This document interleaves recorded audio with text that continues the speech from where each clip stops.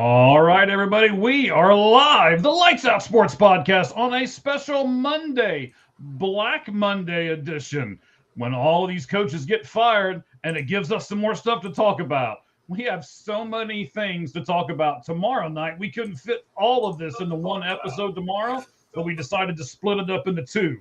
Hopefully, the plan is we can keep this one about an hour long, and tomorrow's about 2 to 2.5 hours long. Yeah, right. Okay, but we'll see. We'll see what happens here. Cheese, how you been, buddy? Haven't seen you in a few days, man. I know you've been watching all kinds of NFL, bud. All kinds. I watch as much as possible. I watched some of your Bengals and some of your Cardinals. And they lost, so they helped the draft pick. So yeah, so that's and good. I guess because the Cardinals lost, they helped kick Jonathan Gannon out the door. So we'll get to that here in just a little bit. We'll talk about all of these. There are 6 openings now in the NFL. We've got some notes to follow. We're going to go through it all, and we're going to do it with all of you. We appreciate you guys coming on board with us today.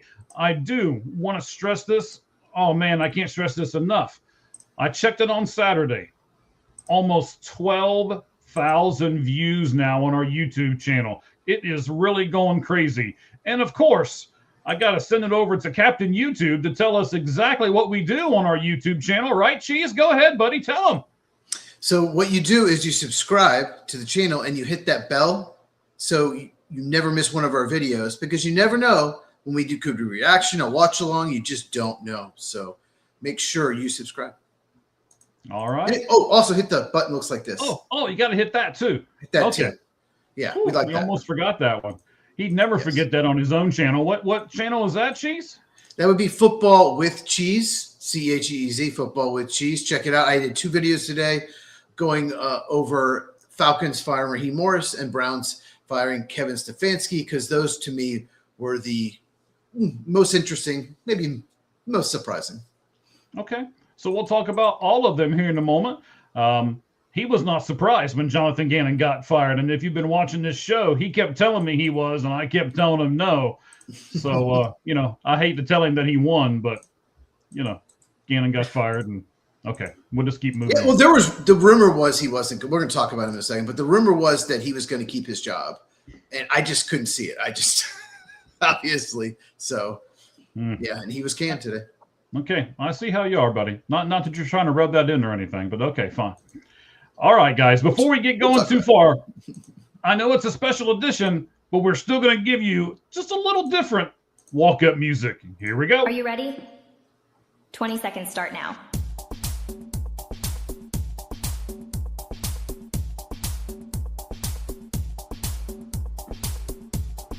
Ten seconds remaining. 5, 4, 3, 2, 1.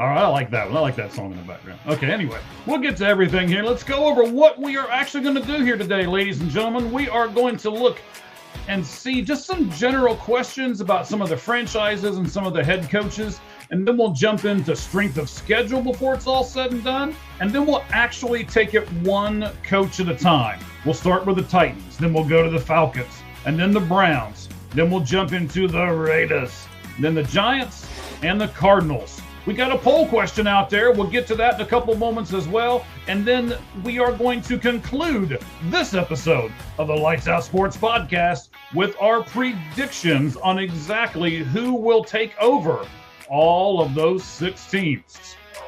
All right. And the dog says yes. I can hear him in the background. I'm sure you can too. Oh, man. I can. Yes. So they agree. They like it. Everything's going well, man. All right, Cheese, let's go ahead and dive into this, man, really quickly. Some general questions. First, do you feel sorry for any of these fired head coaches? No, I mean, you don't feel sorry for them. I mean, they're millionaires in that aspect. But Some of them maybe should have gotten at least another year. So I would say I feel sorry for him. It's just Black Monday is always tough, and some of them we'll go over each one individually, but some of them they're probably doing him a favor because they could probably get a better job. The one specific coach. That's true. That's true. So let me give you three guys and how much they're going to make a week for the next either 2 or 3 years. Okay. All right. So Raheem Morris will make $150,000 a week for the next 3 years from the Atlanta Falcons. Yeah, I don't feel sorry for him. No. Pete Carroll will make $306,849 a week for the next 2 years from the Raiders.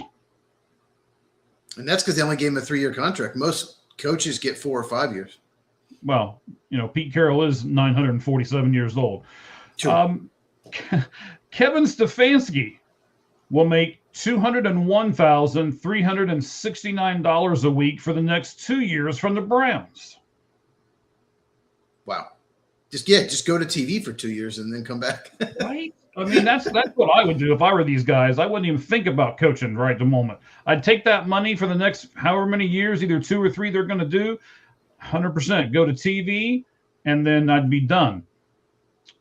Here's another question for you. I don't know about Jonathan Gannon's. I tried to find his. I didn't care about the rest of them, to be honest with you. So I didn't look them up. But Jonathan Gannon's actual contract details are really hard to find. And then there's some question as to how many years he actually signed for. I think it was 5, but there's some questions about that too. It's funny how the internet leaks all this stuff. Well, yeah. NFL players, because of salary cap, their contract is open to the media, but coaches are not.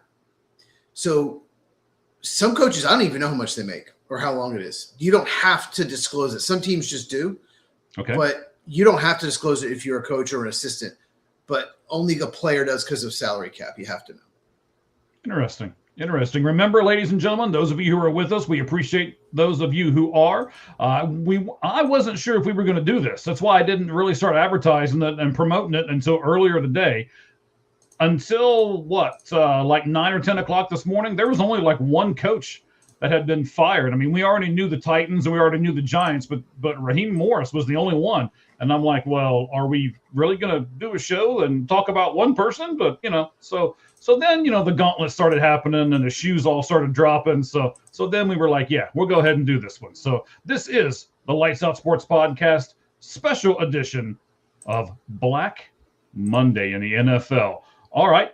Second general question before we jump into the actual coaches and teams themselves. Cheese, I think this is an interesting question. I can't wait to get your opinion on this. Which franchise is in the worst shape moving forward? Which one of these franchises that needs a new head coach is in the worst shape? And then I'm going to give you a statistic in a moment. It's sad that I'm not saying the Raiders. That's just really, really sad that there's someone worse than the Raiders, and that's the Cleveland Browns. They're a disaster. Andrew Berry has done about as bad as you can do as a GM. Still has a job. I don't know how. And they fired their coach. He got the blame. Mm-hmm. He's not the one that signed traded for Deshaun Watson and gave him $250 million guaranteed. Right. That was Andrew Berry. So the Browns are going nowhere. They're over the cap next year. They have a terrible offense. They have some good tight ends and running backs, but they don't have anything else. So it doesn't matter. They don't have an offensive line. They don't have receivers. I don't know who's going to play quarterback for them. I don't know if anyone wants that job. Andrew Berry's really never had a great draft. So I just don't. Because of Myles Garrett contract, because of Deshaun Watson's, they're just not going to have any cap room for a couple years. So I don't think the Browns are going to be good anytime soon. All right. Let me give you a statistic on that team that you were surprised you did not mention, and they are the Raiders, the Las Vegas Raiders, of course. They'll be spending $50 million next season on head coaches that were fired. Oh my God. Okay. Do you have the breakdown? Oh, of who I they're paying? do, sir. I have the breakdown. Good, good. Yes, here we go. $8 million to Antonio Pierce. He was at least the coach last year, but I'm assuming there's further Yes, back. yes, we're going back a little further. In fact, the next Okay. one will go back a little further. They still owe $10 million next year to Josh McDaniels. What a disaster that was. Wow. Number 3, Mhm. they still owe $10 million to John Gruden. They're going to say John Madden. No, I'm not that bad. Not that far off. Art Shell still gets $15 million this year. This coming season, they'll owe $16 million to Pete Carroll. And here's another one that I don't think anybody else is going to think about, but they still owe him $6 million, even though he went back to the college ranks to become a head coach. The Raiders still owe $6 million to Chip Kelly next year. Unbelievable. And yeah, because he was all the that offensive coordinator. Yeah. Yes. And all of that put together, $50 million just on fired head coaches that the Los Angeles Raiders will owe next year. Talk about being over the cap. Well, it doesn't count. That's the thing is it doesn't count toward the cap. That's So true. if coaches did, then a lot fewer coaches would get fired, like for sure. But that's insane. There's an insane stat for you. All right, let's start with the Titans, sir. Mhm. So let me ask you just a generalized question. Will Mike McCoy be retained? No, God, Not just Absolutely no, but oh God, no. no, he's not being retained. I don't even know if he's going to get an interview. To be honest, Yeah, we'll talk about that in a second. In your opinion, Cheese, do the Titans need to go with an offensive or a defensive coach? just the best candidate. I don't really think it matters. Most teams for years would do offense. I think at one point there was 21 of 32 head coaches that had offensive background. Mhm. But just because, especially with young quarterbacks, and then the rules are designed to help offense, so you just want to make sure you know your head coach is a good mentor for the quarterback. But defense has improved steadily the last 4 or 5 years, and I think there's a lot more better defensive candidates because there's a lot more defense coordinators having success. Okay. But a lot of people just say, assume they should just go offense. It's about getting the right person. You don't necessarily have to have an offensive head coach if you get a really good coordinator. So I don't think it matters. All right, that's interesting. I kind of think they need to go offense because of Cam Ward. They've got to get that right. I think they will. Same with the Falcons. I think they will for Michael Penix. But you don't want to just say, I'm going to eliminate half the candidates because I'm only going to go offense. I'm just going to interview offense. I think that would be a mistake. You want to make sure you get the right guy, not necessarily like an offensive guru. All right, I get that. So I forgot this. Let me throw this in here real quick before we jump into these too much. We talked about this off air. I wanted to bring this up right now. The NFL has already released all the schedules for next year. We all know who they're playing, home and away, right? It was funny. Cheese and I were talking about this off air, and he was rattling off, this team's going to play this, and I'm just like, okay. I don't know how you keep track of all of it, but at the That's same all point, up here too. I didn't look. That's just all up here. I know it was. Division.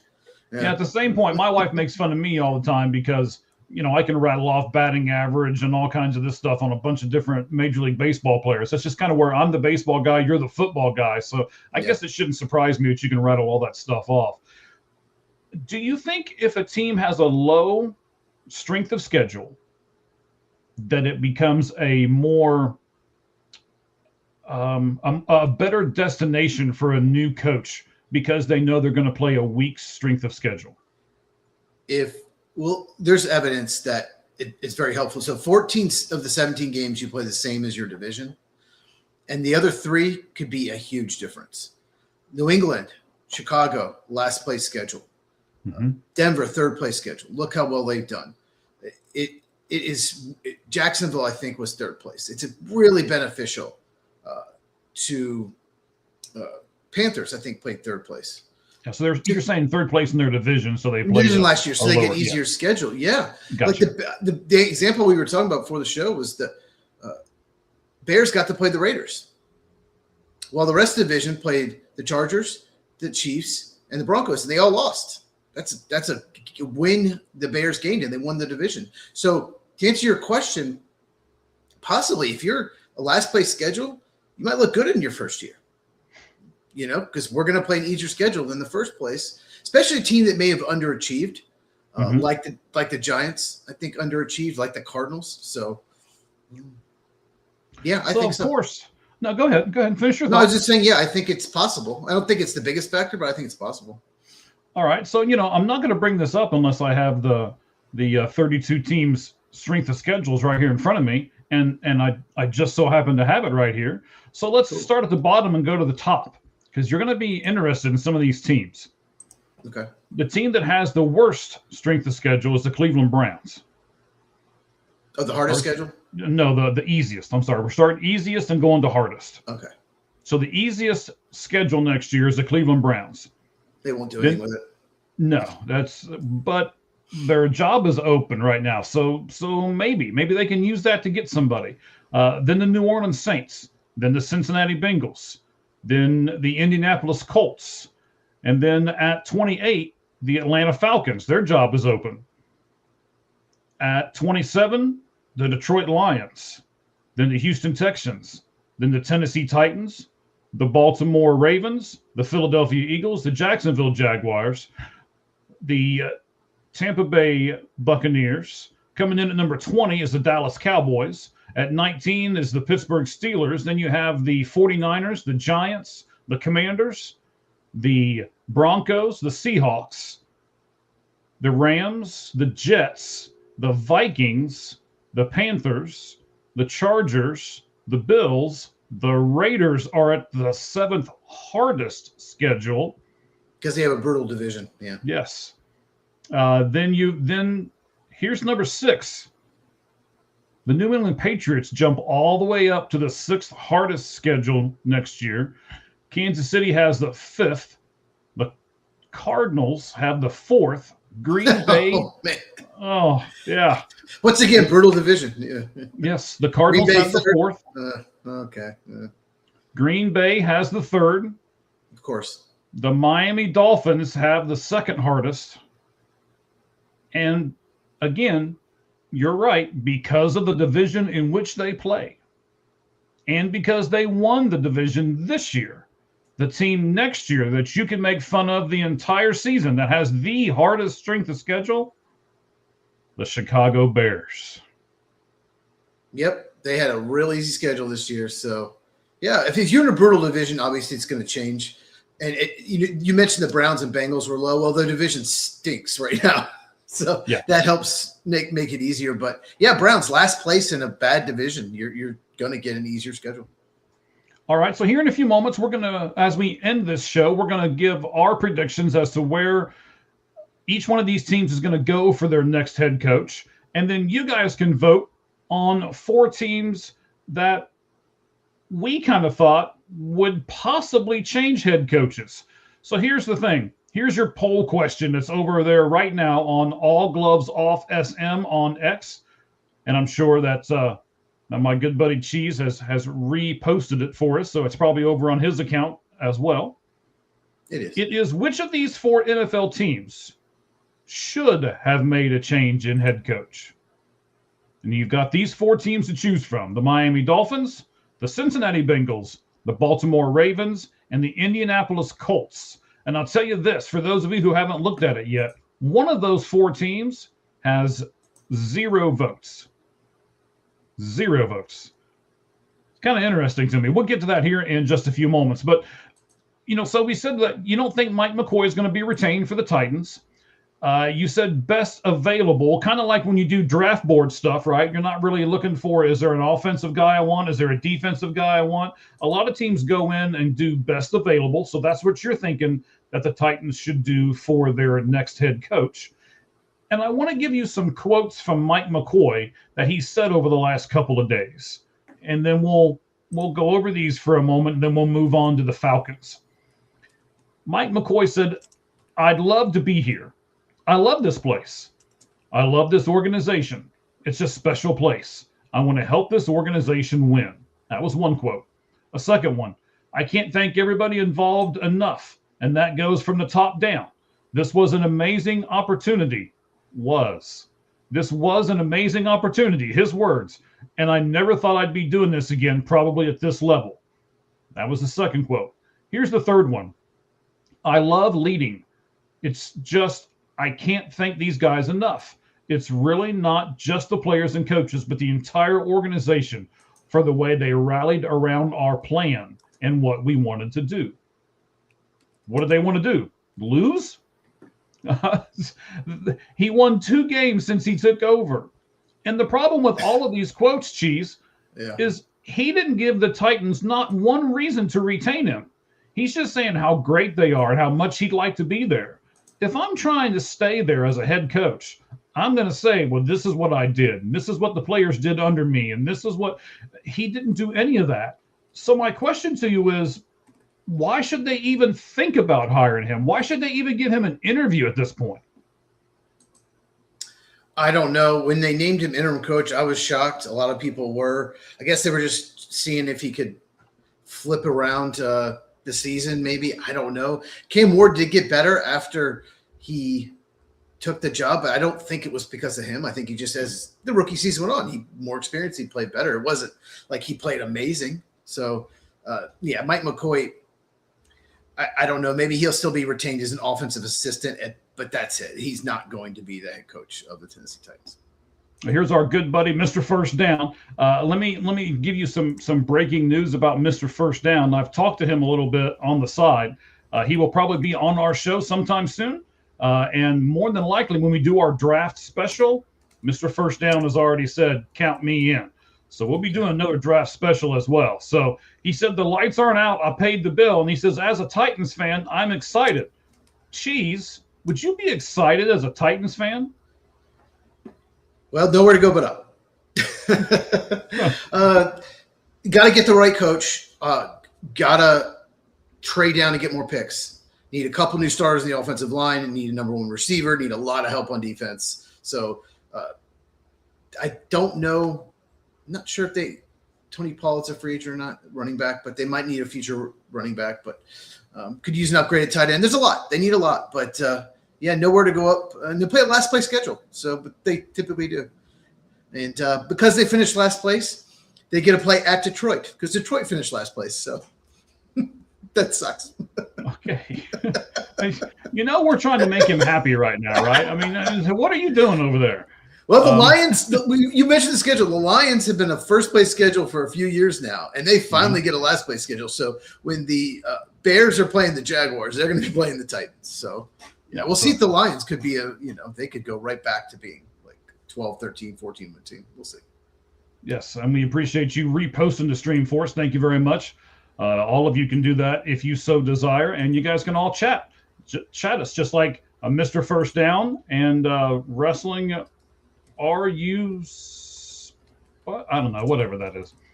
The Wrestling Podcast. Yeah. This one.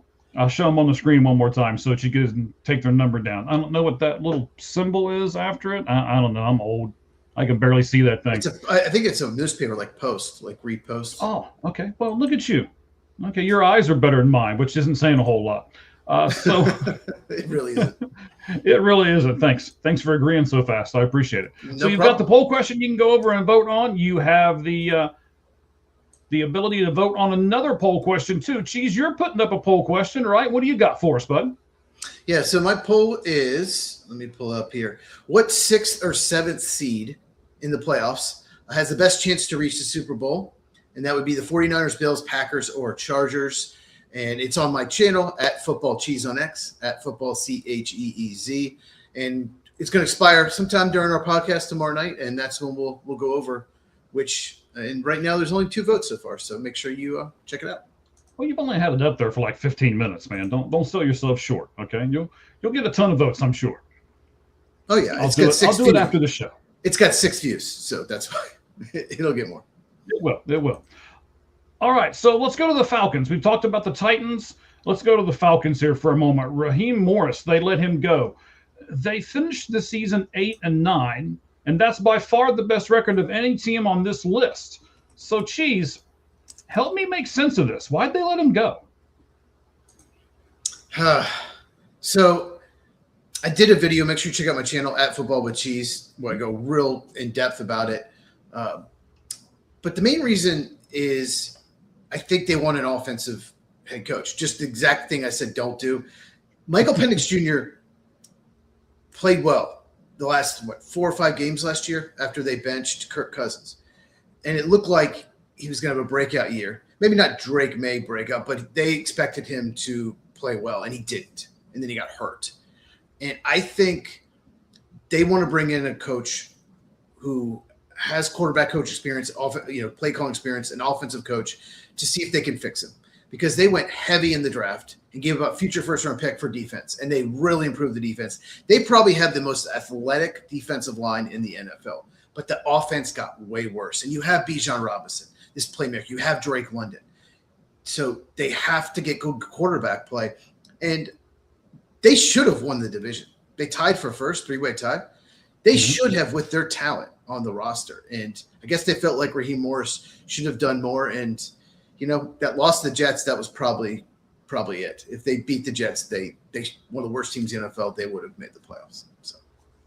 All right, let's see. Ramen on Wheels here has commented on the Atlanta Falcons. She says it might hurt for some Falcons fans to see him go, but being stuck is just okay. Probably hurts more. Hopefully they get the next move right. And, we've talked about the Pittsburgh Steelers in the past, how they're just kind of stuck in mediocrity. Yeah, you don't want to be that in any sport. Being in the middle, not getting a great draft pick, not getting, not being able to get free agents and stuff like that. That's the worst place to be. Thank you, Rama. We appreciate that. And we agree with you, right, Cheese? Yeah, I agree. I think that's back-to-back years. I think they were 8-9 last year. Could be wrong. But that's the worst you can do is just win 8 or 9 games every year in, year out, because you're not going to pick in the top 10 and you're not going to make the playoffs. You're not going to get the fans excited. So, yeah, the worst thing you can be is just average every year. So the team and the players didn't seem to quit on him, and he also seems to be a good leader. Would you agree with both of those statements, sir? I think so, and they finished really strong. They were playing well. If they had made the postseason, I wouldn't want to play them. They were playing really well at the end of the year. They beat the Rams a couple weeks ago. So, and they got rid of their GM, Terry Fontenot, too. I think they just wanted just a clean slate. And they're doing the thing that probably the smart move. They're hiring a firm. And we'll talk when we – well, no, I guess no, we go ahead. Because I didn't know they were hiring a firm. You're going to give me information here. I like when teams hire a firm. You're like, why are they hiring a firm? Why aren't they just trusting their personnel? Let me just tell you what the Dolphins are doing with their GM search. They hired Troy Aikman as a consultant. What a dumb move. What is Troy Aikman? He's been in TV for 20 years now? Like all he's going to do is all the people, he knows everyone on the NFL because he's on TV. He knows people in front office, head coaches. He's going to take his buddies. They're going to call him up, hey, recommend me for the Dolphins job. And he's going to recommend his buddies. That's the way it works.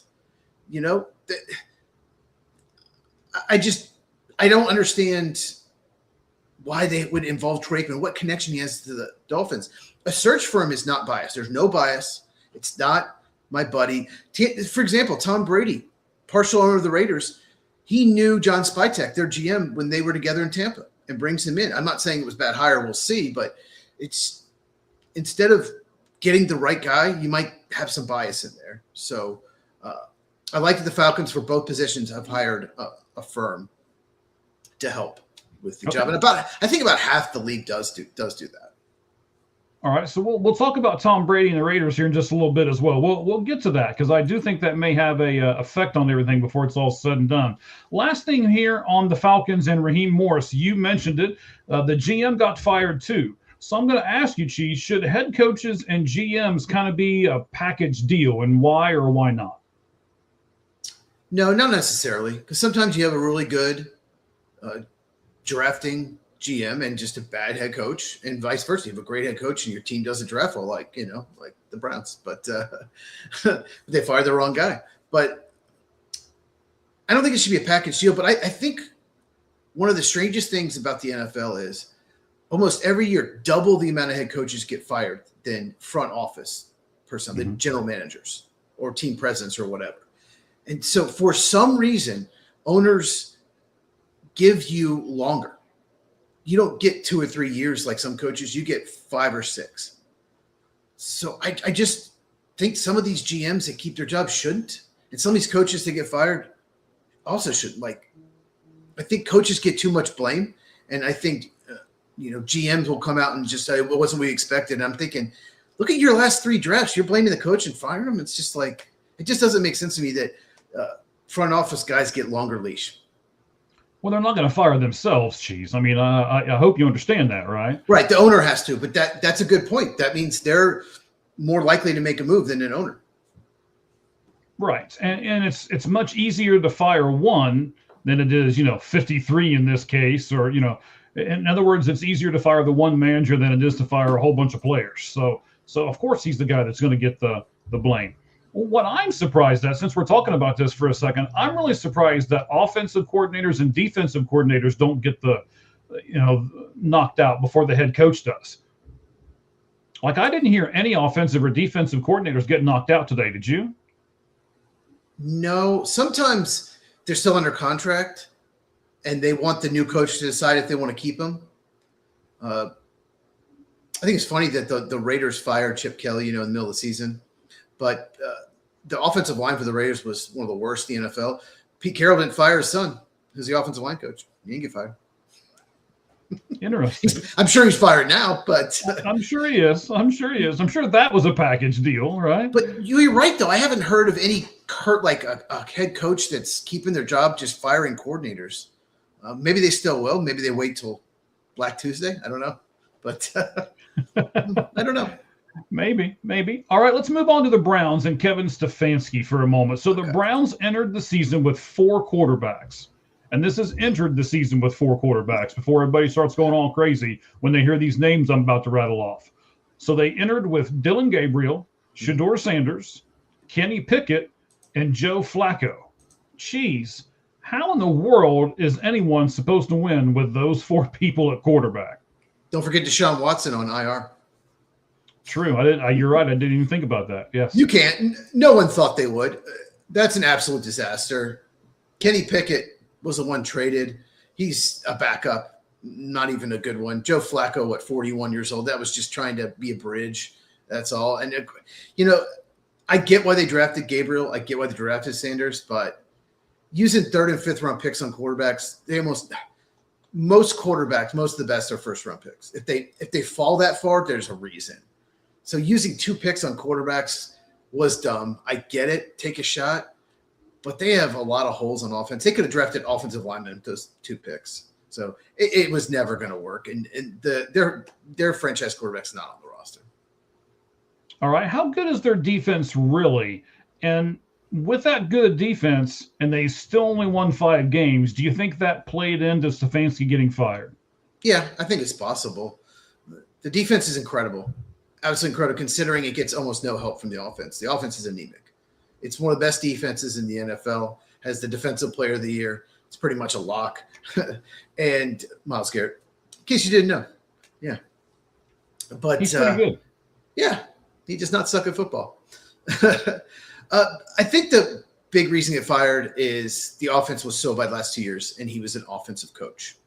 And even though the personnel's terrible, I guess he was supposed to fix it. I don't know. Sometimes people just want to change. They just want to change to make a change, which is kind of dumb, but it's the Browns, and it's one of the more poorly run franchises in all of sports. What do the Browns do with Myles Garrett moving forward? Since we're talking about their defense, can they trade him for enough draft picks to make it worth their while to actually trade him? No, because someone might offer 3 and then some late round picks, but no one's going to give you 5 picks for Myles Garrett, 5 first rounders or anything. And you can't really trade him. You just signed an extension. They're already over the cap. The dead money that would hit their cap, they can't do it. because Deshaun Watson just kills their cues. Do you know Deshaun Watson has an $80 million cap hit, I believe, this year? I don't know. Wow. Yeah. Is he really $80 million? Let me see if I can find it. I thought I had it up. Hold on. Yeah. Oh, yeah. It's either this year or next year. Let me see. It might be. I think it's next year. Let's see. No, next year. His cap number is $80.7 million. So they're over the cap next year. It's Deshaun Watson. 26 or 27? 26 next year. $80 million cap hit. And here's another problem. You can lower that a ton and get under the cap, but then you have to push it on future years, and that'll hurt them in the future.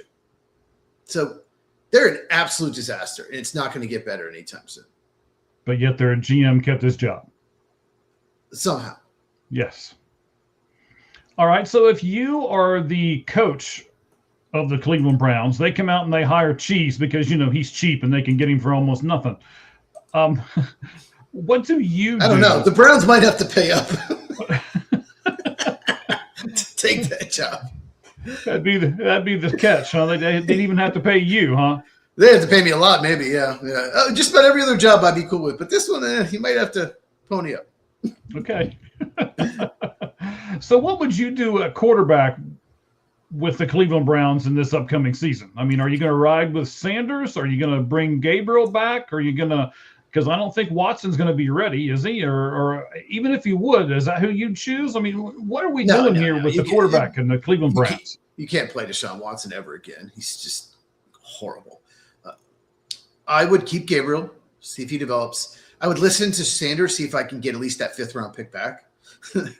And I just signed a veteran just to be competitive. You don't have to go after the best veteran, maybe even like a Gardner Minshew, just someone just so you're at least like competitive. They're picking 6th, so they're not going to get – they do have the Jaguars pick, but it's going to be a late-round pick, late first round. So I guess they could move up if there's a quarterback they like. I doubt it because the teams picking 1st and 2nd need quarterbacks, the Raiders and Jets. So I think they just signed a veteran. I might even trade down and try to get future picks, and hopefully, like next year should be a really good quarterback class, depending, especially if Dante Moore comes back to Oregon. So okay. Just they got to sign a veteran just to, maybe help mentor Gabriel, maybe just, be somewhat competitive next year. But I don't see a quick fix in the draft where they're picking. All right, so you've got Myles Garrett that you can't trade. You're over the cap. You have no clue as to what in the world you're doing at quarterback. With all of these issues, will anyone really want to be the head coach of the Cleveland Browns? That's a good point.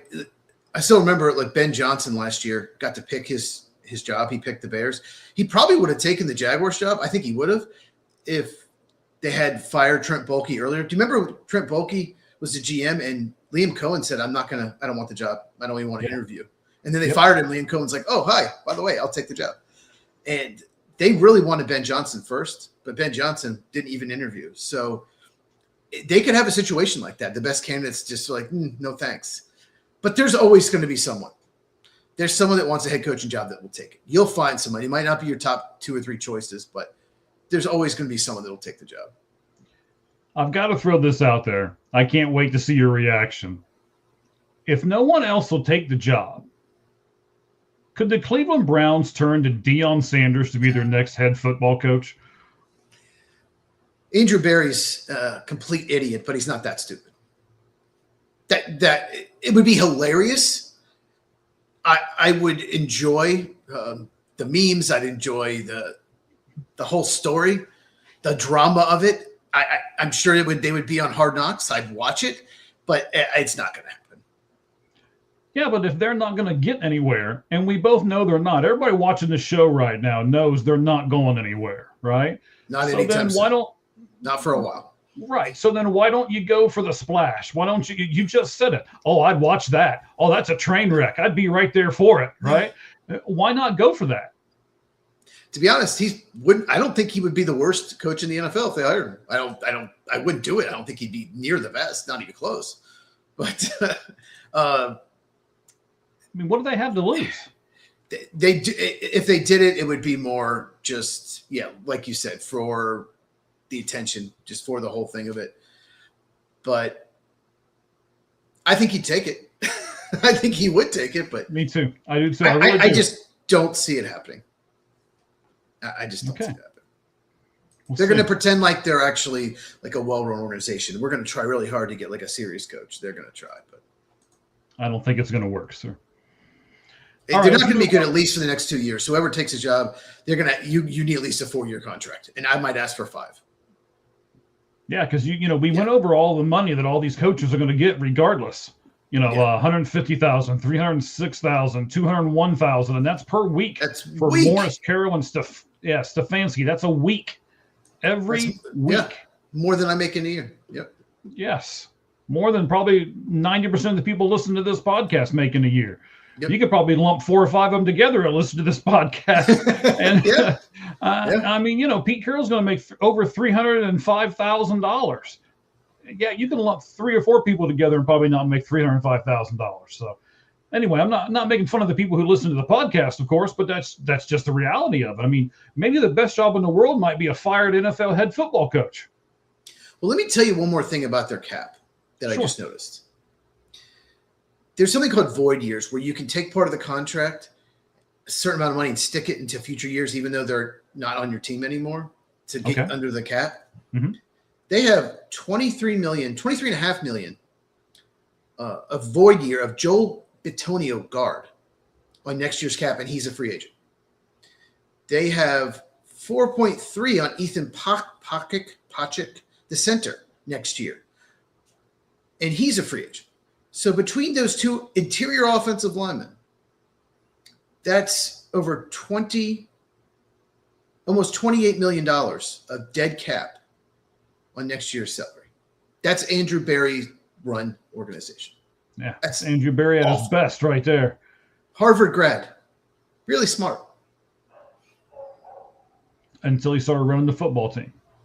Oh, there's more void years. That's just the 2 biggest. Wow.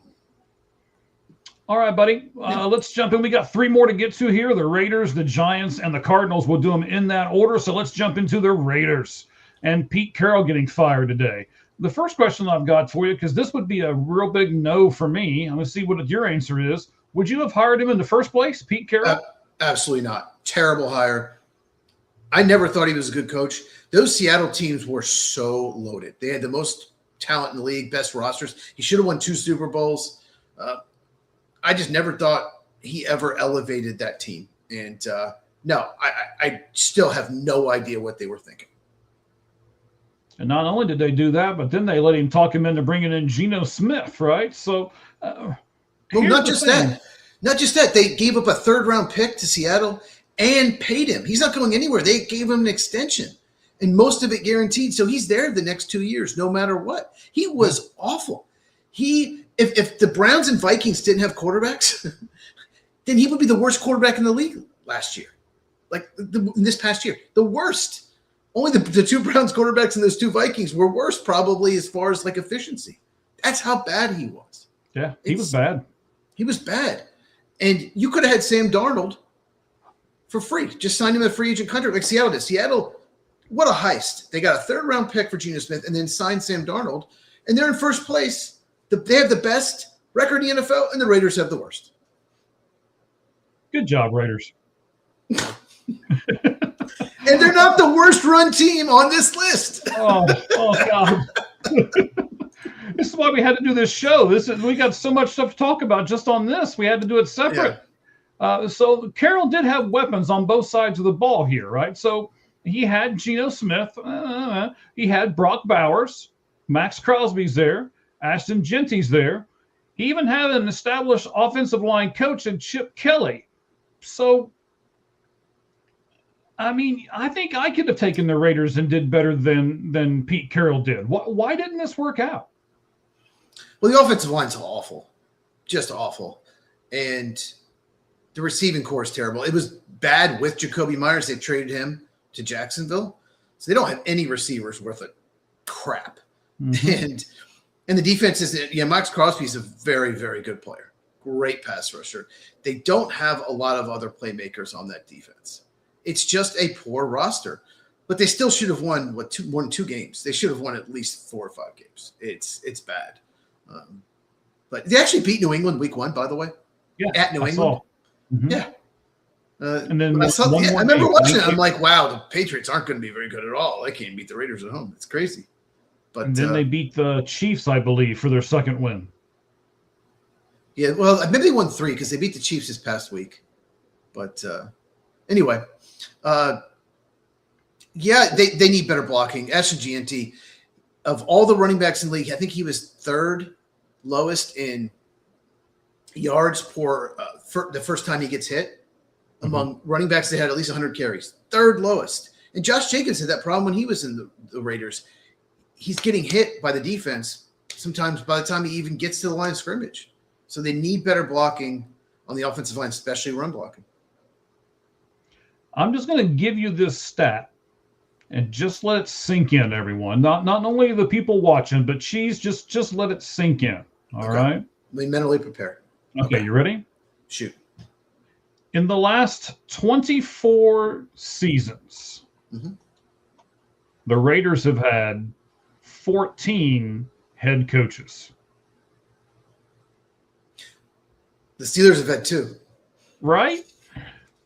Since John Gruden, I guess. Holy crap. Okay, can you name all 14? No, and I wasn't even going to try. I could probably get 10 of them, but we don't need to go there. Yeah, well, let's not. They're all terrible people. But let's look at this, though. And I think this is an interesting dynamic between the 14 head coaches in the last 24 years and the fact that this team, the Las Vegas Raiders, might be the most attractive team on this entire list because they've got Brock Bowers and Max Crosby and Ashton Gianti, and they're going to have the #1 overall pick. So, Cheese, I'm just going to flat out ask you, is this the best head coaching job that's open in the NFL right now? You might have a disgruntled Max Crosby, but the #1 pick is huge. I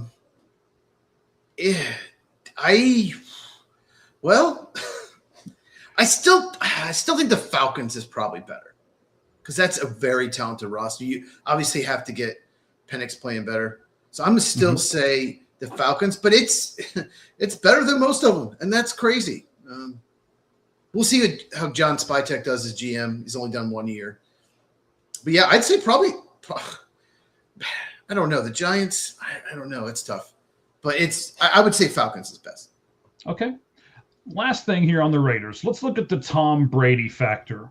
Of course, we know Tom Brady owns a minimal part of the Las Vegas Raiders. And he's already talking about, there's already articles out there that he's going to bring in this big collection of old Patriot guys to run everything. Brian Flores as the coach, the defensive coordinator of the Vikings right now. Brian Dable is the offensive coordinator of the Chargers currently. And Jesse Minter is the defensive coordinator, I believe, of the Chargers as well. I may have messed up one of those. Jesse Minter, he used to be at Michigan, and that's Tom Brady went to Michigan. There's that connection there. He was Jim Harbaug's defense coordinator in Michigan. Now he's there at the Chargers. Okay, so he is at the Chargers. All right. I wrote it down kind of funky. I thought maybe I messed it up. So Brian Flores, head coach.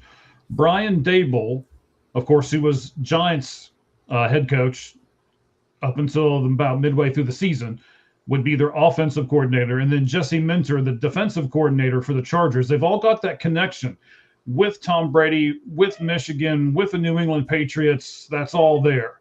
Cheese, do you think this could actually work? I mean, they're all really good coaches, I think. Yeah, it could work. Why not Charlie Weiss? Why not bring Charlie Weiss in there? Romeo Crennel. Let's just keep going. Bill Parcells. Okay. Okay, that's enough now. All right. You've gone over the line, sir.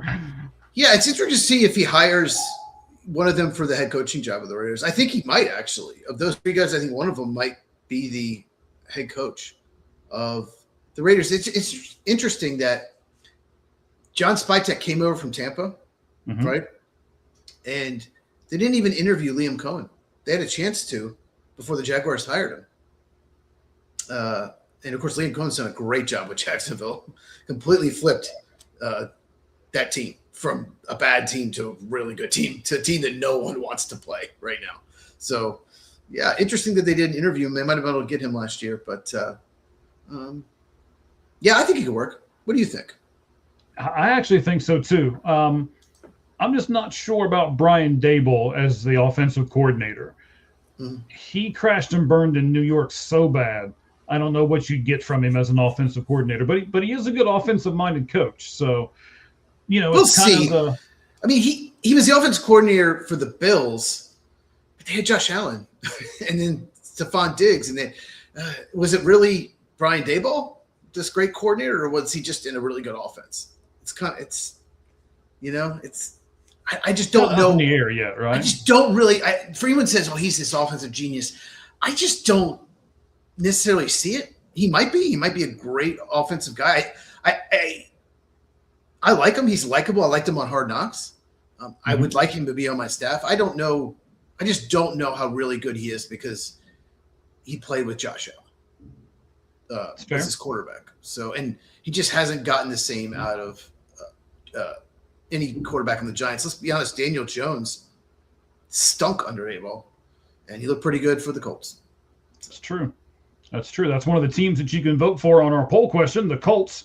Bengals, Dolphins, Ravens, Colts. Which one of those 4 teams should have made a head coaching change? You can go over to our poll question at All Gloves Off SM and vote right now, and we'll talk about it here at the end of this show. Speaking of Giants coaches, Brian Daboll, let's stick with those Giants for a moment. Cheese, same question that I asked you earlier on another team, but I think it's a little more relevant to this team. Do the Giants go with an offensive-minded guy or a defensive-minded guy at head coach? So Joe Schoen is still there. He's their GM. Just looking at what I know about him, it doesn't matter to him. And looking at the candidates, it's offensive and defensive guys. So a lot of people think it's going to be someone offensive, but they're going to interview some defensive candidates too. So I don't think it's really a preference. It's really just about getting the right guy. You need the right fit for your organization, the right leader that's going to get the most out of the players and develop them. That's what you need. It sounds simple. It's hard to find good coaches, because a lot of them get, we get 6 to 8 fired every year, and we have 6 so far now, 6 openings so far. So there could still be another firing or 2. You never know. You think so? I haven't heard anything out of Baltimore. There's been a rumor that they might just want a new voice in the locker room from John Harbaugh. I don't know if Mike Tomlin's going to quit if they lose first round or if they're going to fire him.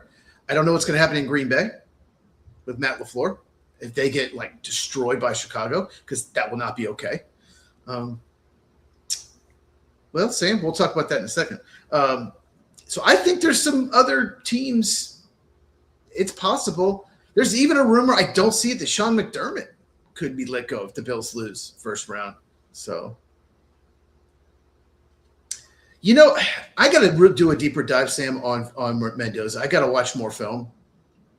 I'm so glad I get to watch him probably 2 more games, to be honest, beating Indiana. But I want to do a deeper dive on him because I have heard some people say that he's not a typical number 1 overall. He's not as good as you think.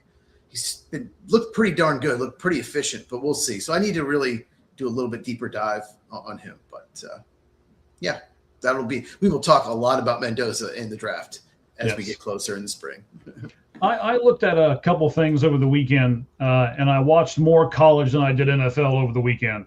I went back and rewatched a lot of the bowl games and stuff like that I didn't get a chance to do because honestly the NFL was terrible. We pretty much already knew what was going to happen, and I think most of us could predict the winners of most of the games before they even started. So I didn't watch any of the – I watched the second half of the Steelers and Baltimore game. And that was it. I'm so sorry. So let's just talk about that game real quick. And Panthers-Buccaneers, right? Mm-hmm. And Steelers-Ravens, both huge games for the division, right? Turned out the Panthers-Buccaneers wasn't for the division, but because the Falcons-Saints game. But still, stakes, huge. Mm-hmm. All of those teams, all 4 of them, looked like they did not want to win. All 4 of them played like crap. The Steelers and Ravens both made 5 or 6 just awful things, missed kicks. There was a play where the Steelers had a linebacker covering Zay Flowers down the middle of the field, the best receiver on the Ravens. They have a linebacker covering on the Ravens, to be honest. Patrick Queen, he's not even a good linebacker. Like, just complete breakdowns by both teams, missed extra point. Then it was a disaster. Both teams, if the Steelers play like that against the Texans, they're going to get killed. If the Panthers play like that against the Rams, they're going to get killed. I those hope they games both do, by the way. So tough to watch. Oh my God. Well, I don't think an 8-9 team should be hosting a playoff game, but anyway. But yeah, those were tough. And the other game that meant something was Seattle, San Francisco, and the 49ers just could not do anything. And I know they didn't have Trent Williams, and I know they didn't have Ricky Pearsall, but yeah, Brock Purdy been so good, but Seattle's defense was incredible. Absolutely incredible in that game. And yeah, watch out for the Seahawks. Jaguars and Seahawks, no one wants to play those teams right now. It's true. It's true. Do they need the Giants? We'll go back to the Giants for a second, okay? Do they need an experienced head coach, or do you think they need to go out and get one of these new, young, up-and-coming guys because their team is kind of young with Jackson Dart and our buddy Cam Scatterboo and all of that? What do you think does it make a difference if they get an experienced older coach, or should they go out and get a 30 or 40-something-year-old guy? If I'm owner Cheese, I prefer up-and-coming, more younger, up-and-coming type coaches, coordinators, and that's just what I like to do. I don't like retread coaches. Now, having said that, a lot of retread coaches have won a lot, like I think 20 last 30 Super Bowls, something like that. Andy Reid, Bill Belichick are retread coaches, for example. Mike Vrabel, look how he's done. He's a retread. Sean Payton, they're all retread coaches. So it just depends. I mean, there's someone like a Sean Payton or Mike Vrabel out there that's different. But I prefer the up-and-coming guy. I don't like I wouldn't have hired Dan Quinn if I was Washington, retread coach. He absolutely blew a Super Bowl in Atlanta. I would not forgive that. You know what I mean? So while the evidence shows that retread coaches are at least the last 30 years or so have won more Super Bowls, I prefer the young up-and-coming coordinator. What about you? I'm kind of in the same boat that you are, but I also have to acknowledge what you just said. The up-and-coming guys, I mean, I like a lot of them, but they're not as successful, it doesn't seem, as the retread coaches. I just don't like to see the same coaches over and over and over again. Like, I think there's a pretty good shot that half of these coaches that just got fired are going to be rehired within the next 2 years. Well, Kevin Stefanski is another one. Like, I don't think he's a bad coach, and most of the NFL doesn't either, because he's already. I think he's got 3 interviews already. People have reached out to him, and same with Mike Vrabel. When he got fired by the Titans, we're like, really? That's who you're blaming? Is it really Mike Vrabel's fault? You have like the worst roster in the NFL, and Sean Payton, he just kind of took some time off, but I think if it's the right retread coach, yeah, go for it. I have no problem with it. But just to hire someone just because they have head coaching experience, I think that's dumb. I like the up-and-coming, hungry, young coordinator. That's what I would focus on, unless someone like a Vrabel or Sean Payton was available. Okay. If you're the next coach in the New York Giants system, are you willing to say that Jackson Dart is your quarterback of the future? No.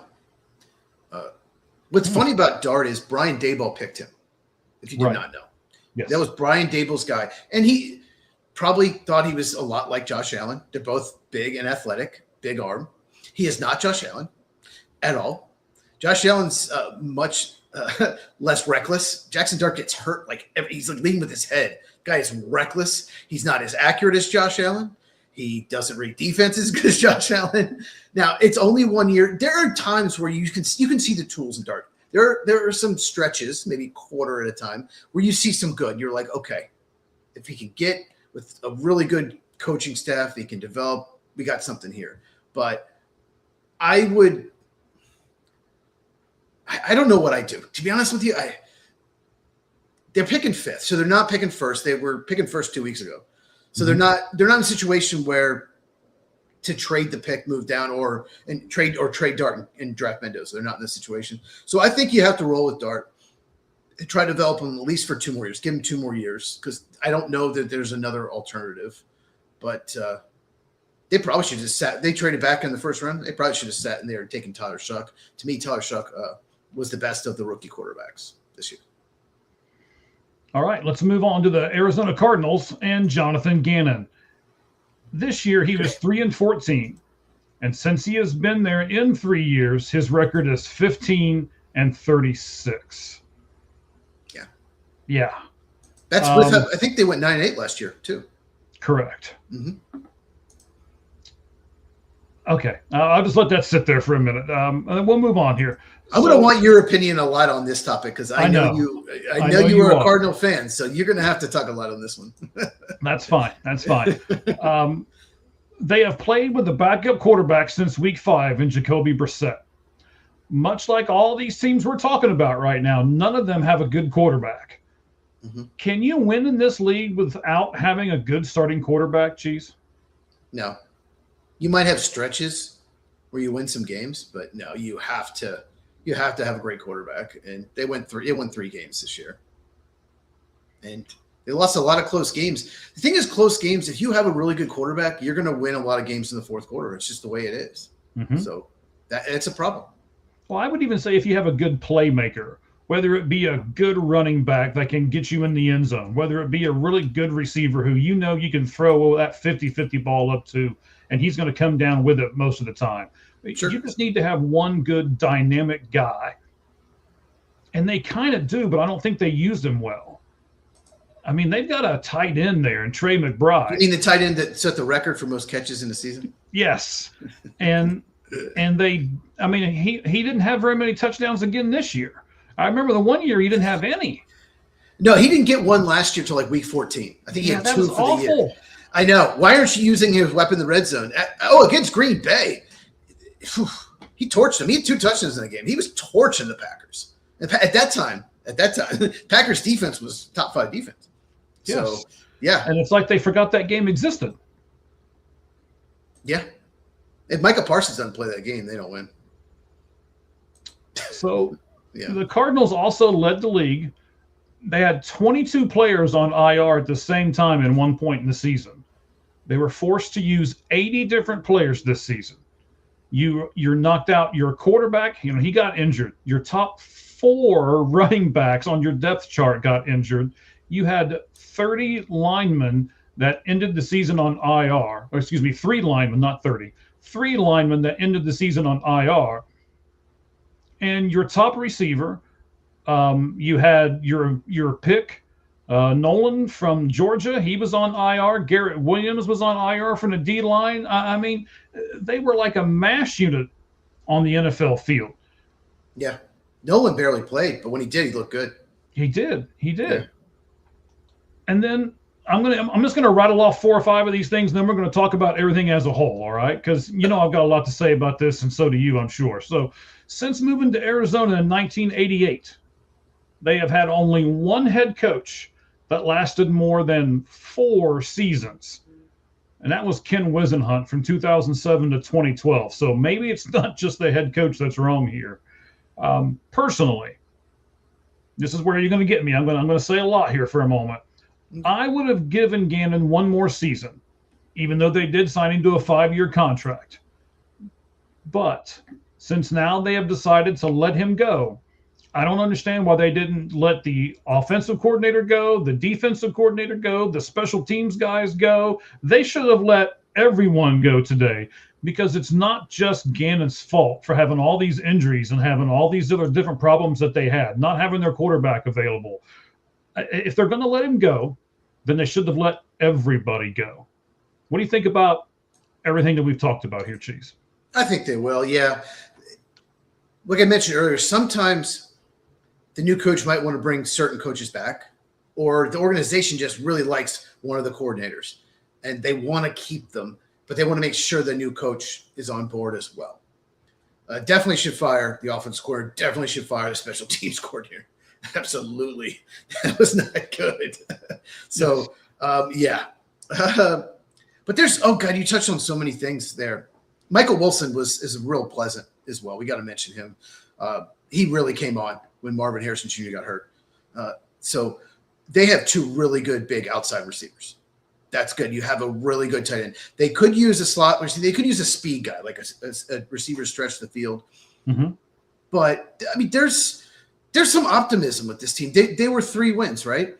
Yes. They should have won at least 6 or 7. I mean, they completely gave a couple games away. Just gave the game to the other team. So this is probably a team that should have won at least 7 or 8 games that won 3.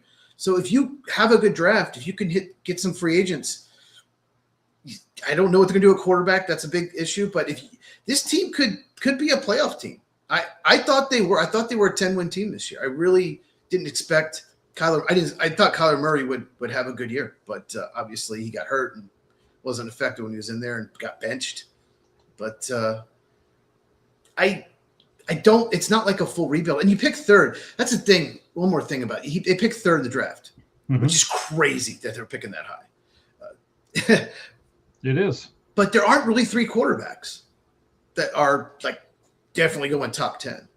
And the teams ahead of them need quarterbacks too. So I don't think they're going quarterback.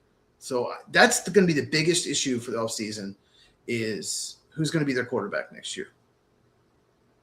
Yeah, because I don't think it's going to be Kyler Murray. And then who do you get? I mean, Jacoby Brissett does have 1 more year in his contract. I've got a few things on this, but we'll save those for other upcoming shows. But I've got a few takes on this. We'll get to them here. Okay. Anything else you want to talk about as far as Jonathan Gannon goes? I mean, I don't want to say I'm upset about it. This is not the choice I would have made. I get it. It just I didn't see. I know he's a defensive coach. Mm-hmm. But I just did not see, especially on offense, I didn't see enough players in motion. I saw Marvin Harrison Jr. line up on the same side all the time. I never saw him in the slot against a better matchup.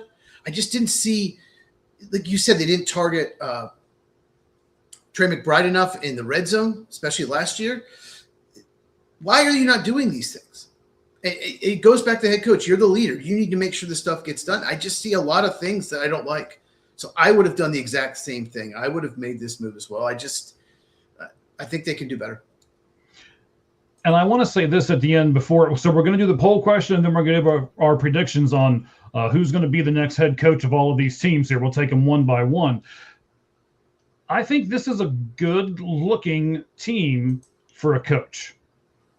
I mean, when you and I see some of the problems, right? We see the Trey McBride problems. We see the motion problems. We see the Marvin Harrison Jr.'s got to be better thing. It's very vanilla offense. It's very vanilla, predictable kind of offense to me. Just watching them on film. Yeah. Well, even talking to other players and stuff, that they knew the plays before they were coming, because if they weren't in some kind of vanilla thing, they only had like 6 or 7 little sprinkles that they toss in there, and when they would the person on in a different spot, they knew what play was coming, so they knew how to defend it. I think if you just change this offense around some, the defense isn't terrible, and they've got Budda Baker on defense. You've got Thompson on defense. You've got you got a lot of pieces. You got a lot of Ohio State pieces. Josh Sweat had a good year. You have Walter Nolan. Yeah, Will Johnson. Walter Nolan, Will Johnson. That combination could end up being just this draft. You could end up talking about it. I really like their draft. And who knows? Maybe Budda Baker wants someone to play next to him, and they had the best safety combo in the league. Maybe Caleb Downs at number 3 gets drafted by the Cardinals. There you go. Arvell Reese improved the defense because, we'll see. Can you imagine Budda Baker, Caleb Downs? Yes. I want to imagine Budda Baker, Caleb Downs. Yes. Usually safeties don't go that high, but Caleb Downs is just one of those. Yeah, he's special talents. Absolutely. All right, ladies and gentlemen, let's go over the poll question, and then we'll say who we think is going to take over for all of these players, and then we'll bid you adieu until tomorrow, when we're not going to do baseball tomorrow because we're going to have a special guest the week after. I'll tell you about him here in just a moment. So let's go ahead and do the Lights Out special edition poll question for tonight. Which of these 4 NFL teams should have made a change at head coach? You had the Cincinnati Bengals, the Miami Dolphins, the Baltimore Ravens, and the Indianapolis Colts. Since we went on the air, this has changed some. So it's kind of interesting. The one thing that did not change was one of those teams still doesn't have any votes for changing their coach. The Indianapolis Colts have 0. No one voted for the Indianapolis Colts. 13% of our viewers voted for the Baltimore Ravens. 40% of our viewers voted for the Cincinnati Bengals. And the team that they thought should have changed their head coach the most from the people who voted on our poll were the Miami Dolphins at 47%. Cheese, who'd you vote for? I voted for the Bengals. I would totally disagree with the poll. Mike McDaniel is not the problem. In fact, he did as good a job as any with that terrible roster. The bad thing for Mike McDaniel is he wasn't fired. He can get a better job because the Dolphins are going nowhere because their roster stinks. But no, I thought the Bengals, to me, Zach Taylor, I know there's some big weaknesses on the roster, but at the same time, it just feels like they have games where they just don't even show up. They're not doing anything. And that really bothers me. That Baltimore Ravens game this year and this past game against the Browns, it's just terrible. They lay a brick, and they have 3 or 4 games every year, and it cost them the playoffs last year. They completely blew some games. So I probably would have made a change, but really Duke Tobin's one I really would have fired from Cincinnati. But they're not making a change. What do you think? They're going. I've said this for a long time, and actually there were a couple people here who commented on this that I should probably shout out here. Let me remember how to get to that part of everything. There we go. Nope, wrong button. Let's see here. Little old Dave, he's at DM_4USA, says just Miami, in my opinion, because injuries plagued the other 3. The Bengals are still a playoff team as well as the Ravens and the Colts. I messaged him back and said, I'm not sure if being a borderline playoff team keeps you from firing your head coach. But Baltimore, go ahead. Well, I mean, they were there. They looked awful last night, but they were there. They won that game. They're in the playoffs. So I get his point. Go ahead. You want to comment on what he said? Well, it's just the Ravens, they were expected to be so much better than that. I think their over-under was 11.5. Like, I expected the Ravens to be just – I thought they'd win the division. I thought they'd be one of the best teams in the NFL. In fact, I could be wrong. I don't know if you remember. I have it. No, I have the notes. Sorry, people could text me. Like, are you podcasting right now? Yes. I think I had them in the Super Bowl. It was either them or the Bills. I can't remember. So that's been a long time ago, sir. I can't remember what I had for breakfast. The Ravens were a disaster. They're a terrible team. They're a terrible team. So now I voted for the Bengals, but I just think the Bengals need to change. Actually, it's changed now. The Dolphins are at 50%. People keep voting. Yeah.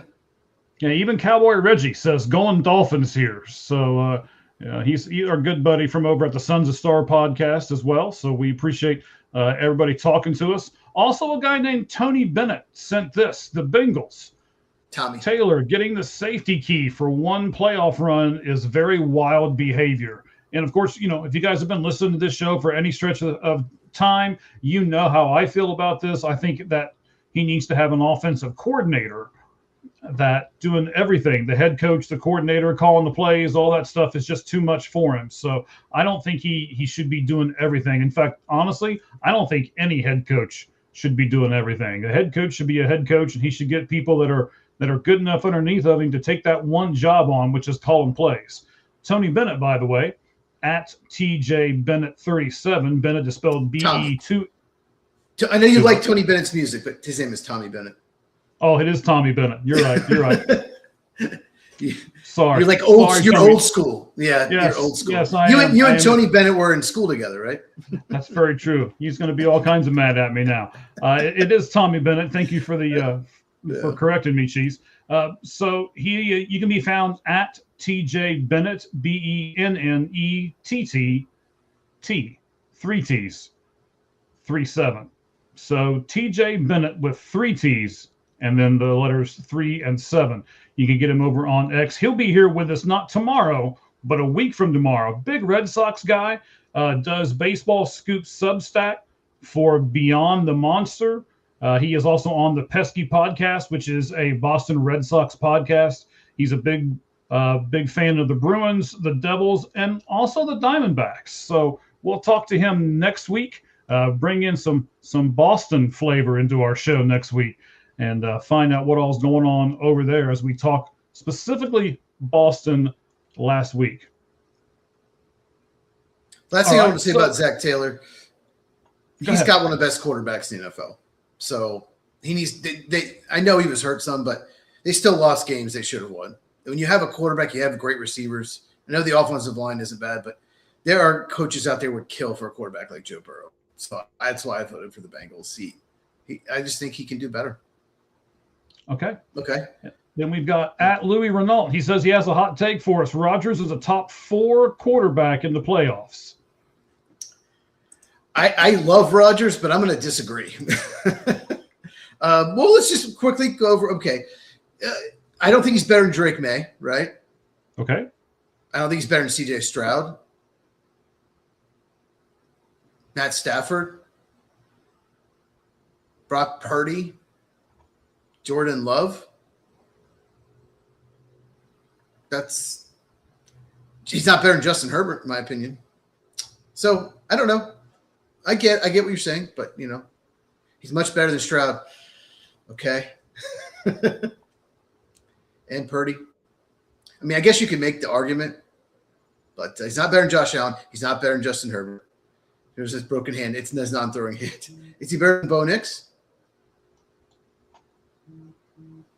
What do you think? I was asking you. I'm just liking this. I'm just hanging out over here clicking buttons, and Jalen Hurts. You're talking about this. Jalen Hurts. I mean, I could see him 4th, but I could see him like 8th or 9th. Trevor Lawrence has been playing well. Yeah, I'm not going to say that he's top 4, which I see top 4, right? Yeah, he's saying Rodgers is top 4. No, Louis, I got to disagree with you. I don't even. I didn't want to get in on this debate because I don't like Aaron Rodgers as a person. Never mind as a quarterback. Oh, he's misunderstood as a person. Okay, sounds like a Packers guy talking. That just is. He's a great teammate. The notion online that he's a bad teammate, I could tell you stories forever what a great teammate is. Okay, so I'm going to read this out to you here. So he says, here's my argument. It's basically Rodgers.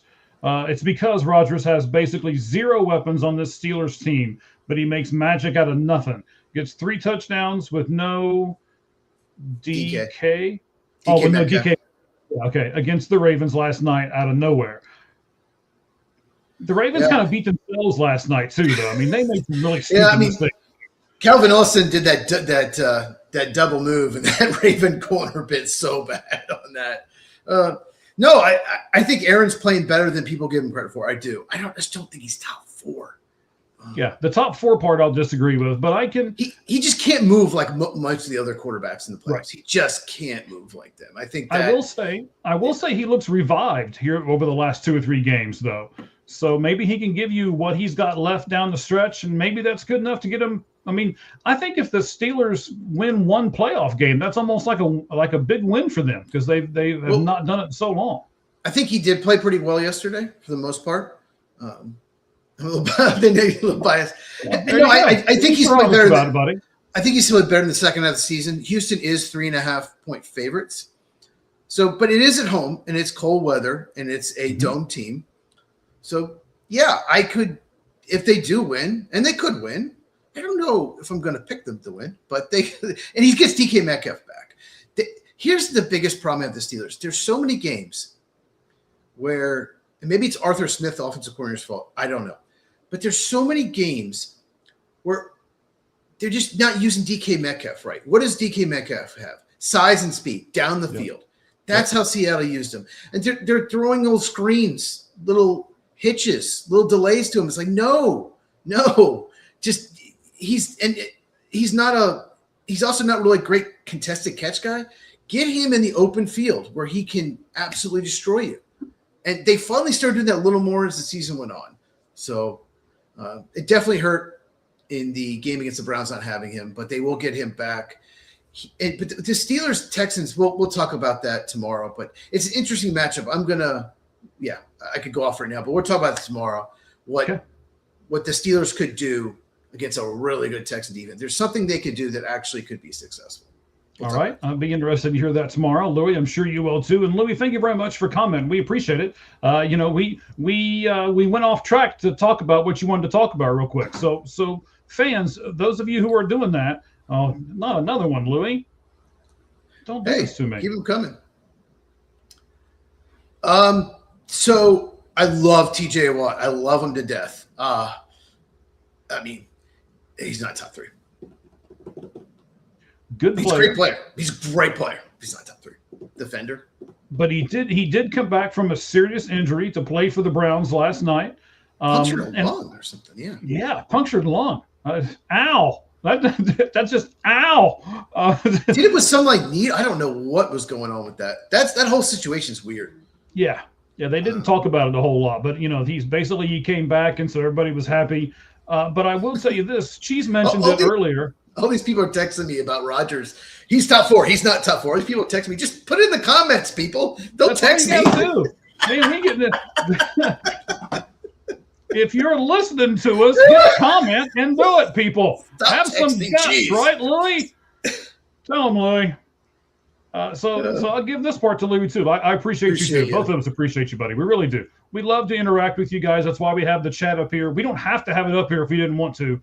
Trust me, we get a lot of bots and all kinds of stupid stuff that we scam out the entire time that I'm doing this. So, but what we do it for is for people like you, Louis, and for people like let's see, we had other people comment. Sam9010 commented earlier. Ramen did. Mr. First Down. We appreciate each and every one of you guys coming on there.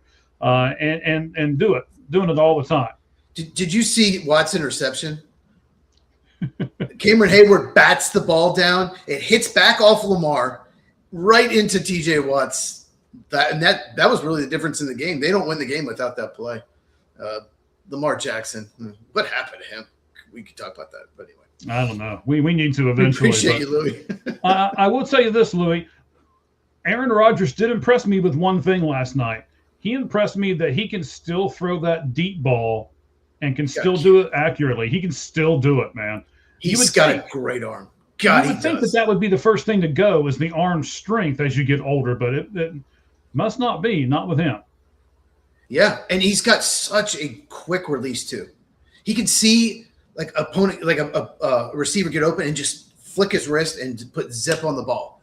It's unbelievable. A lot of quarterbacks have to just wind up, and he just can get rid of it quick. He's always been amazing at that.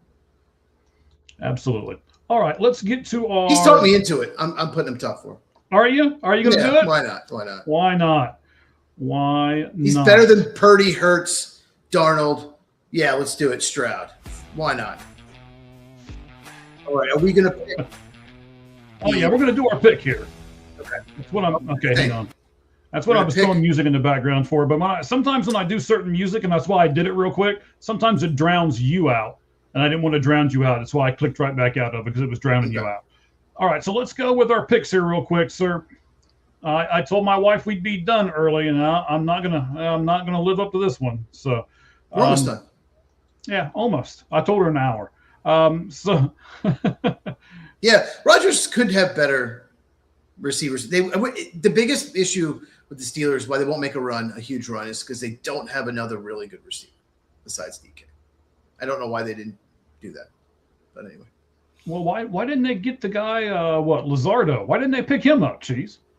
I don't think he's any better than any of their other receivers besides DK. But they traded George Pickens. George Pickens and Rodgers would have been so good together.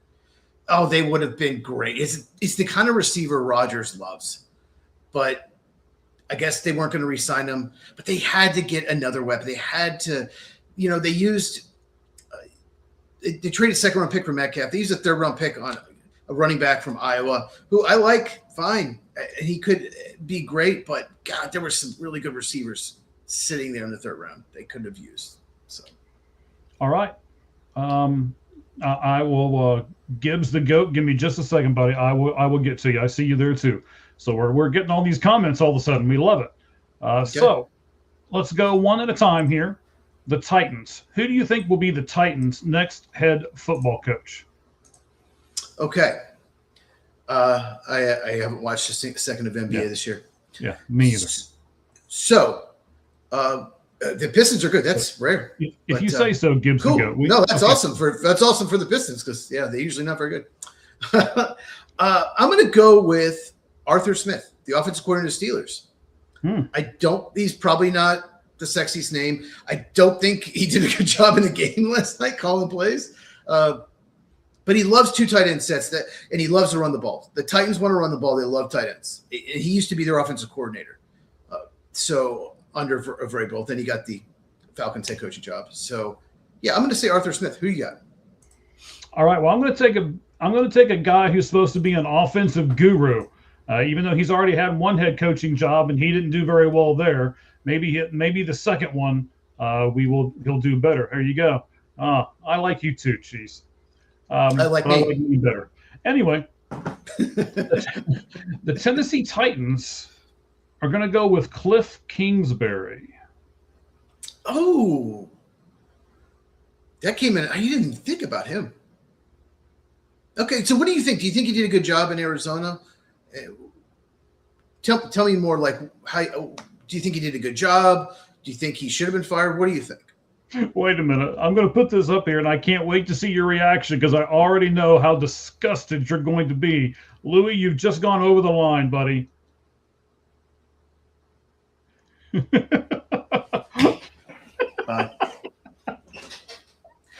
Oh. Matt Nagy is one of the dumbest human beings to ever coach a football team. He was awful against the Bears. I watched him with the Bears just lose game after game after game. He did such a horrible job developing Mitch Trubisky. You cannot let him be near a young quarterback. He doesn't call plays. Andy Reid does. Patrick Mahomes he didn't develop Patrick Mahomes. When he got the job, developed Mitchell Trubisky, who had all these tools. He did a terrible job. And Mitch Trubisky looks pretty good as a backup for Buffalo. I could not think of a worse coach than Matt Nagy. Yeah, maybe Matt Eberflus. Just because they're interviewing him, calm down, Louis. Calm down. You're gonna get cheese. Oh, okay. I just think some people think the media is trying to force him. Yes, Ian Rappaport, he deserves a chance. He's this great offensive mind. When has he ever been? It's Andy Reid's offense. It's Andy Reid's play calling. He's never done anything except fail miserably in Chicago. I just cannot believe that anyone. And by the way, he was the last 3 or 4 years. He has been on anyone's radar. No one's been interviewing him. All of a sudden, the media's pushing, he's this great. It's like all of a sudden he's this great candidate. Do you not forget how terribly he was 4 or 5 years ago? It's like as years go on, we can just forget, he gives another shot. He's good again. No, he was never good. Anyway. So to answer your question, before Louis got you all twisted and turned over there. Yeah, you got Cliff Kingsbury. Yeah, tell me about him. Yes. So, no, I didn't think Cliff did a real great job in Arizona, but I did think he did a really good job with some quarterbacks. He got the best out of Kyler Murray, I thought. He also got the best out of Jaden Daniels when he had Jaden Daniels. So I think they want to get this quarterback thing right. He's not available. Crazy. Ben Johnson's not available. He's the head coach of the Bears. Yeah. But yes, of course you want him. Yeah. Yeah, of course. a lot of teams want him right now. I want Sean Payton. I want Mike Vrabel. Me too. I want Sean Payton. I want Vince Lombardi. I want Vrabel. Let's just start picking people we can't have. I was going to throw women's names out there. My wife might watch this every once in a while. I better not. All right. So no, but I think they really want to get. You finally get that. Did that finally? It took you a minute, didn't it? Every once in a while. Okay. Just come on now. You got to be quicker. They've got to get Cam Ward right, and I think Cliff Kingsbury can help them do that. So I'm going to give him Cliff. What about the Falcons, buddy? Where do you think the Falcons are going to go? I think Clint Kubiak would be perfect. He's done such a good job with Seattle is their offensive coordinator. That offense is just outstanding.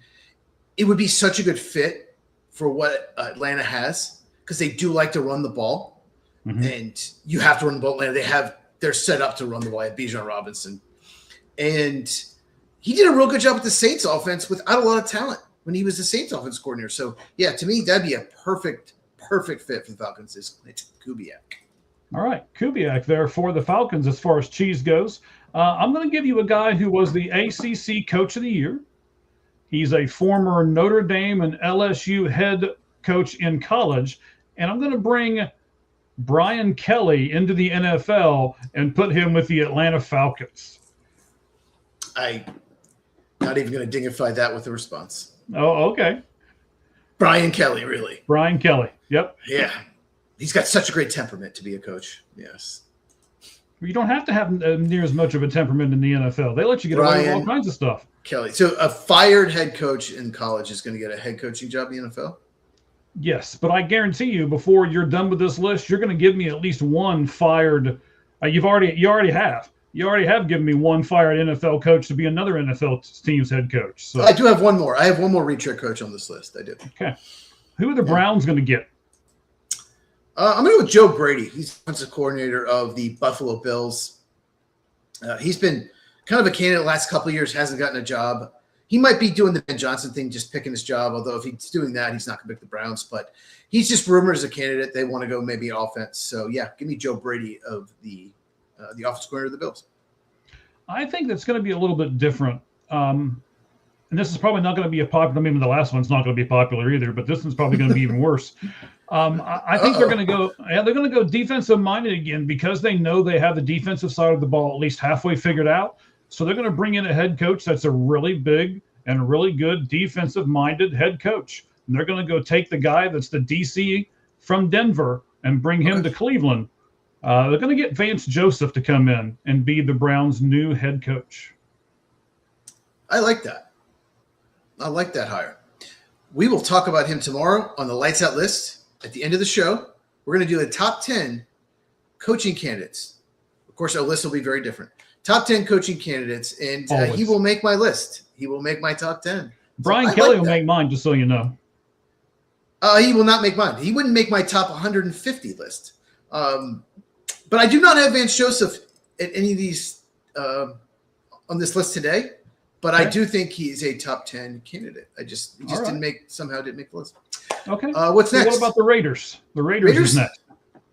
You mentioned him earlier. I'm going to go with Jesse Minter. He's the defensive coordinator of the Chargers.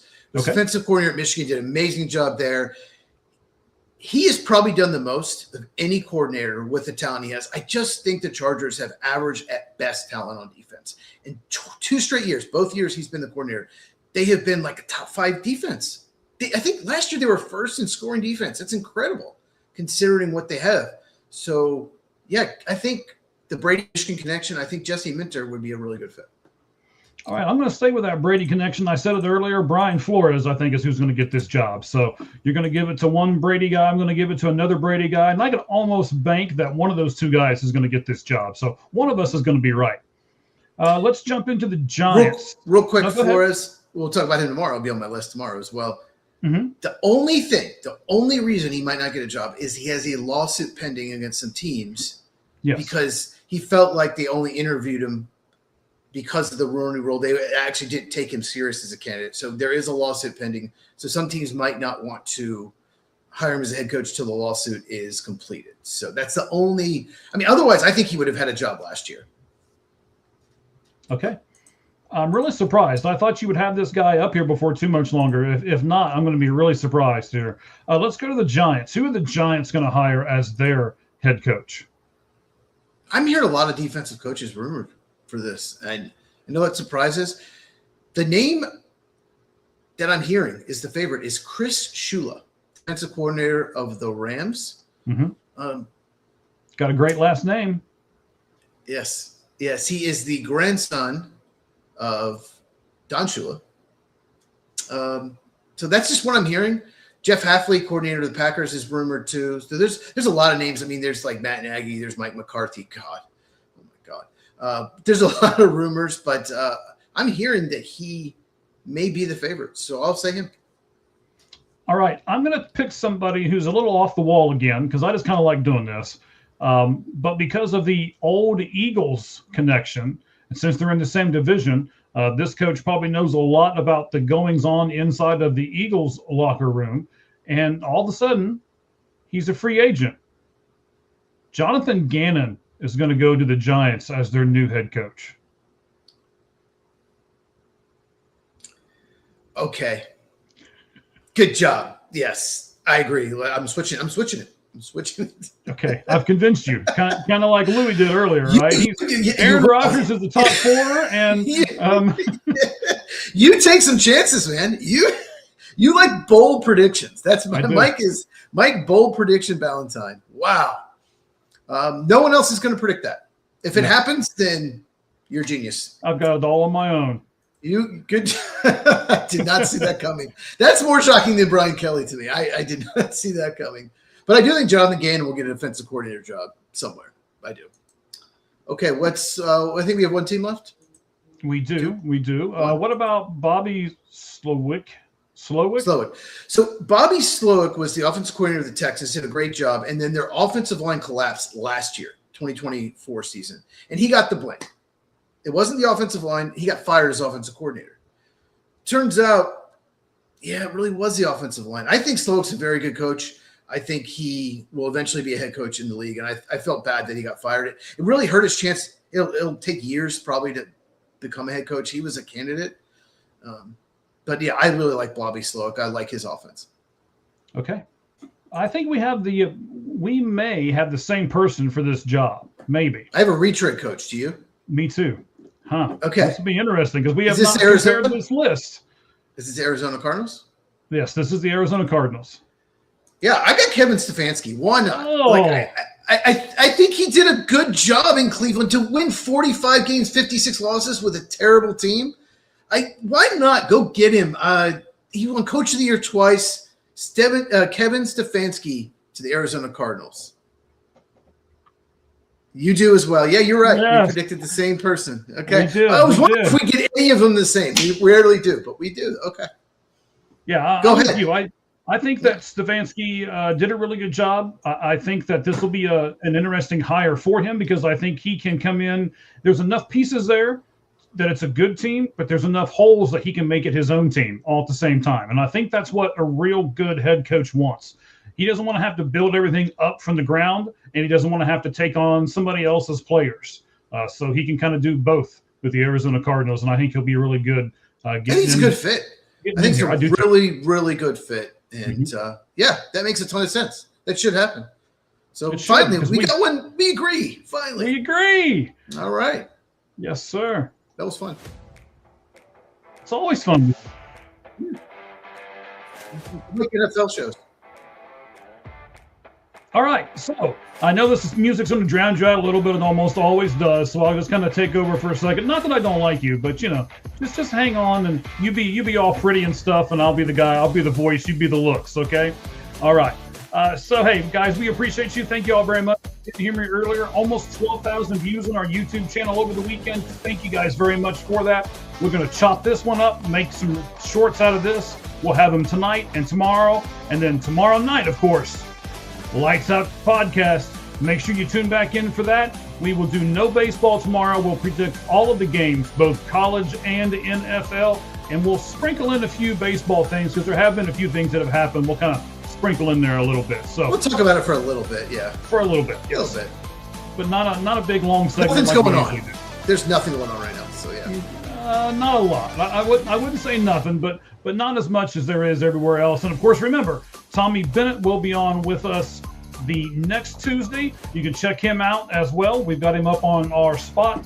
And then, of course, as always, we're going to do the Lights Out list tomorrow. It will be the candidates that are the top 10 candidates for getting any of these coaching positions.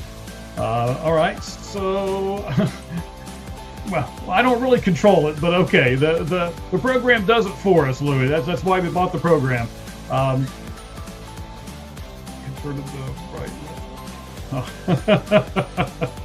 Okay, so we're all over to the dark side now. That's fine. They have better cookies over there. All right, guys. Hey, we appreciate you all very much. All of you that have commented, thank you for that. See us tomorrow. And, of course, go over the cheese. Let me hang on here. Let me make sure that we can. Make sure you go over to @footballcheese, my X account, @footballcheez. It is what 6 or 7 seed has the best chance to reach Super Bowl? 49ers, Bills, Packers, or Chargers.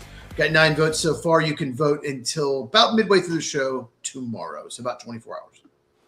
All right, fantastic. We appreciate that, buddy. Thank you guys very much. And, of course, the same thing we say at the end of every single show. The only thing that's fair in life is a baseball hit between the third and first base lines. Good afternoon, everyone. We appreciate you.